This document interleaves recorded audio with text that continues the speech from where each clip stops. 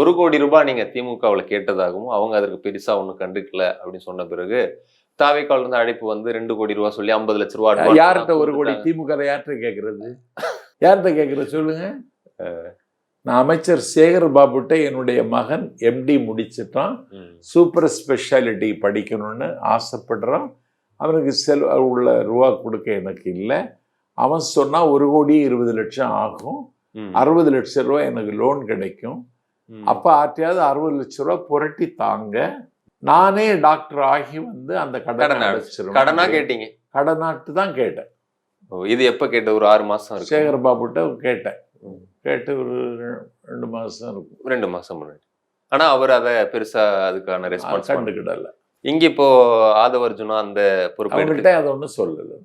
ஆனா இதை கேள்விப்பட்டாருன்னு விஜய் பண்ணிடுவார். அந்த நோக்கமே எனக்கு இல்லை. என் மகனே அதை பார்த்துக்கிடுவான் அப்படின்றது.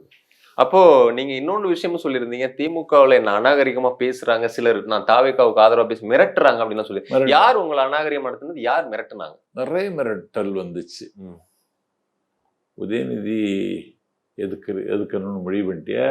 உதயநிதி யாருன்னு தெரியுமா? உலகத் தலைவர் அவர் அப்படிங்கலாம். அவர் போன்லயா இல்ல? போன்ல தான். உலகத் தலைவரா? எனக்கு தெரியாது தம்பி. டேய் தெரியாதாடா அவனுக்கு அப்படிங்கலாம். நீங்க இதையெல்லாம் ஆனா உதயநிதி கிட்டேயோ ஸ்டாலின் கிட்டேயோ இது குறித்து பேசலையே? அப்படிலாம் போன் வருது அப்படின்ற பேசல. உதயநிதி தானே எனக்கு இந்த அநியாயத்தை செய்தது.